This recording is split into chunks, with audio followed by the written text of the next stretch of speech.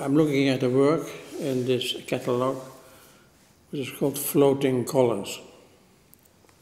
And you want to look at it here. Can you zoom in? You can zoom in. You see it is a California frame house. There was a nice veranda, and from the top window appear rectangular shapes of color. You see that? Okay. So anyway, I think this was the work I saw for the first time in 1972 in an exhibition, I think in Amsterdam at the time, at Art and Project Gallery. And it was amazing because it was an artwork we didn't understand, which was a good thing, that you see something you don't understand. Normally, especially in this country, you think of the style of Mondrian. Any shape of color, any rectangular shape of color is framed within black lines or shaped by other shapes. It's usually very controlled.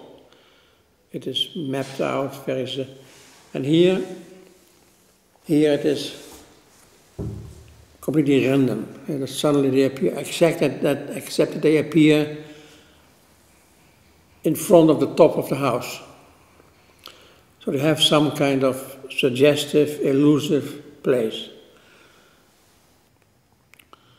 And somehow his image making was related to films, to movies. And in a movie, everything moves very fast. I mean, shifts between situations from 1 to B to 2 to 3 to 4 they shift very fast, and you see things they move very swiftly.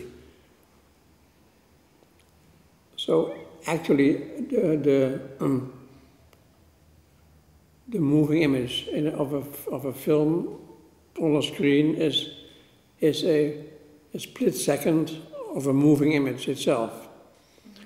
And that idea that an image is only a moment in a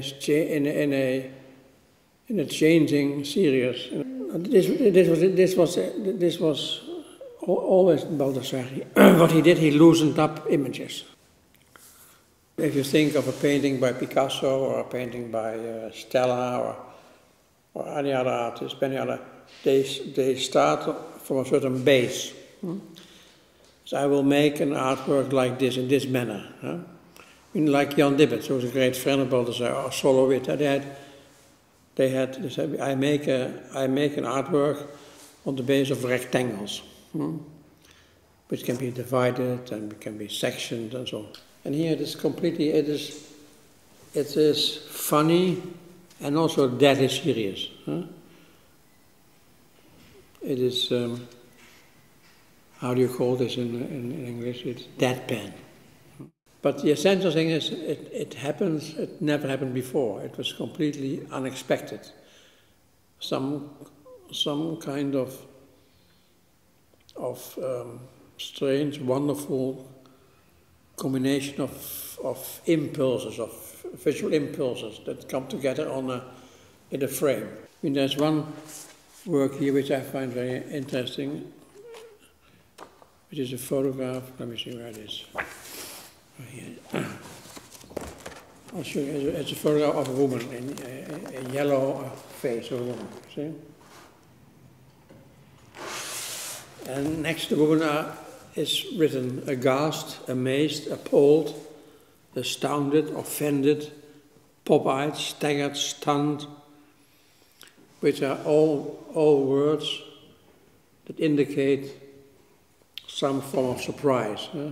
Positive, negative, some kind of excitement in the face. Now, we all have, who is this? Is this a famous film star? I don't remember her name, but I mean, this is a film still. And within the film sequence, you understand what her face suggests. Maybe it's fascinated or terrified, or you don't know yet. But you mean this thing can mean all of these together and anything more. It means that a shape is never fixed in itself. Something is never fixed. It's not that something has only one meaning. And what Baldessari has begun to do is to multiply meanings by multiplication of form and by multiplication of putting forms together. How you do that? When you look at the work you see behind you there, you see is a photograph of a scene set. Looks like a breakfast table in a restaurant. An empty glass. You see a jar, something with sugar and salt. And then there's a box containing maybe bread rolls or whatever they eat in America. The upper part is a photograph of things left out. And the lower part is nothing with things put in. Maybe they come from the same photograph, but you don't know. It is the whole thing is so cut out and rearranged that you never saw it before. He takes something, and he takes something next to it, which is opposite or undermines it, or changes it, like when you use a photograph of a man's face. And next there's an image, there's a shape made by a black line on the left. I don't know what it means. I have no idea.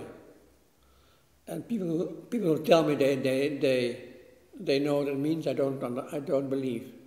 The inspiring thing is that it's very free. It is not heavy. In the sense that it's not orthodox. It's completely unorthodox, and it's very experimental in the real sense. Experimental. You would throw a ball, and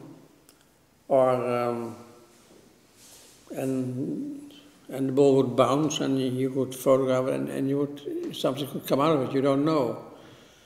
You know, Baldessari once said, "Do you know how a conceptual artist makes love?" You know the one?